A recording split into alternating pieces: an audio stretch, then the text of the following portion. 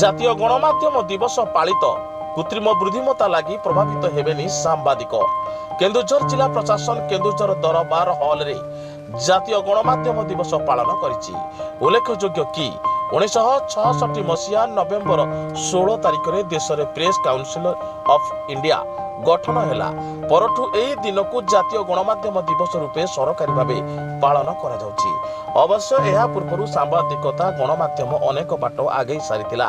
ଭାରତରେ ଖବରକାଗଜ ପ୍ରସାରଣ ଦିନଠାରୁ ସମ୍ପାଦକ ସାମ୍ବାଦିକମାନେ ନିର୍ଯାତନାର ଶିକାର ହୋଇଛନ୍ତି।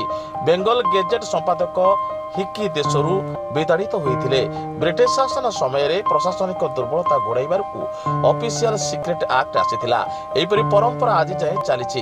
ବର୍ତ୍ତମାନ ପ୍ରଶାସନ ଭ୍ରଷ୍ଟାଚାର ବିରୋଧରେ ତଥ୍ୟ ଦିଏନି। କରୋନା କଟକଣା ସମୟରେ ସାମ୍ବାଦିକଙ୍କ ମୁହଁରେ ତୁଣ୍ଡି ବାନ୍ଧିବାକୁ ଏକରକମ ବାଧ୍ୟ କରାଯାଇଥିଲା।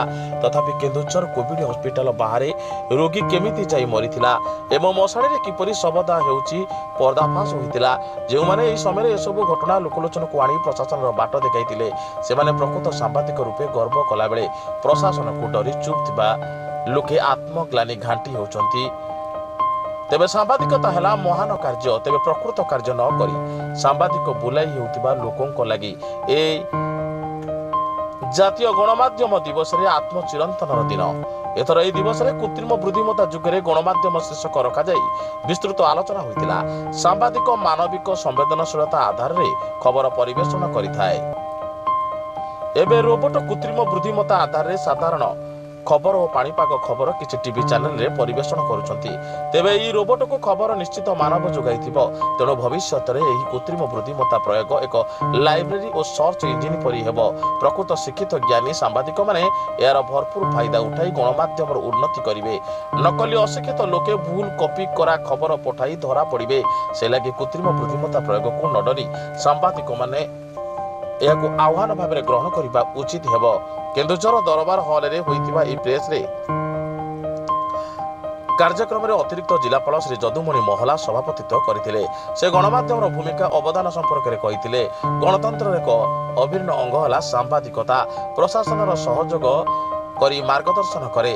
ସେହିପରି ଅନ୍ୟତମ ଅତିଥି ଜିଲ୍ଲା ପରିଷଦ ମୁଖ୍ୟ କାର୍ଯ୍ୟନିର୍ବାହୀ ଅଧିକାରୀ ଶ୍ରୀ ବିଷ୍ଣୁପ୍ରସାଦ ଆଚାର୍ଯ୍ୟ କହିଥିଲେ, ଗଣମାଧ୍ୟମର ପ୍ରଭାବ ସମାଜରେ ସୁଧାର ଆଣିବା ସହ ସଚେତନ କରିଥାଏ। ଆଜିକାଲି ଆର୍ଟିଫିସିଆଲ ଇଣ୍ଟେଲିଜେନ୍ସ କୃତ୍ରିମ ବୁଦ୍ଧିମତ୍ତା ବିଭିନ୍ନ କ୍ଷେତ୍ରରେ ପ୍ରୟୋଗ କରାଗଲାଣି। ତେବେ ଗଣମାଧ୍ୟମ କ୍ଷେତ୍ରରେ ସାମ୍ବାଦିକକୁ ଛାଡ଼ି କେବଳ ଏହି ନୂତନ ପ୍ରୟୋଗ ତିଷ୍ଠି ପାରିବନି। କୃତ୍ରିମ ବୁଦ୍ଧିମତ୍ତା ଦ୍ୱାରା ଆମେ ତୁରନ୍ତ ଖବର ସୂଚନା ପାଇବା। ତେବେ ପ୍ରୟୋଗ ବାସ୍ତବତାକୁ ଆଧାର କରିହେବ, ନହେଲେ ଆମେ ହଇରାଣ ହେବା।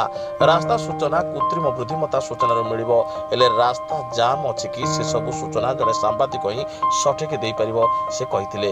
ଏହି କାର୍ଯ୍ୟକ୍ରମରେ କେନ୍ଦୁଝର ପ୍ରେସ୍ କ୍ଲବ ସଭାପତି ଶ୍ରୀ ନିରଞ୍ଜନ ନାୟକ ଓ ସମ୍ପାଦକ ଶ୍ରୀ ଶରଦ ଦାସ ଏବଂ ସାମ୍ବାଦିକ ପ୍ରଣୟ ପାଣି ନିଜ ବକ୍ତବ୍ୟ ରଖିଥିଲେ। ସଦର ଉପଜିଲ୍ଲାପାଳ ଶ୍ରୀ ରାମଚନ୍ଦ୍ର କିସ୍କୁ, ଜିଲ୍ଲାନଗର ଉନ୍ନୟନ ପ୍ରକଳ୍ପ ଅଧିକାରୀ ଶ୍ରୀ ଘାସିରାମ ମୁର୍ମୁ ଏବଂ ଆକାଶବାଣୀ କେନ୍ଦୁଝର ମୁଖ୍ୟ ଶ୍ରୀ ଆତ୍ମେଶ୍ୱର ଝା ମଧ୍ୟ ସଭାରେ ନିଜର ମତାମତ ରଖିଥିଲେ। ଜିଲ୍ଲାର ଅନେକ ସାମ୍ବାଦିକ ଉପସ୍ଥିତ ରହିଥିଲେ। ପ୍ରାରମ୍ଭରେ ସୂଚନା ଓ ଲୋକସମ୍ପର୍କ ଉପନିର୍ଦ୍ଦେଶକ ଶ୍ରୀ ସଞ୍ଜୟ କୁମାର ବାରିକ ସ୍ୱାଗତ ଭାଷଣ ଦେଇ ମଞ୍ଚ ପରିଚାଳନା କରିଥିଲେ। ଶେଷରେ ଚମ୍ପୁଆ ଉପଖଣ୍ଡର ସୂଚନା ଓ ଲୋକସମ୍ପର୍କ ଅଧିକାରୀ ଶ୍ରୀ ସାତକ ଅଭିନନ୍ଦନ ଧନ୍ୟବାଦ ଅର୍ପଣ କରିଥିଲେ।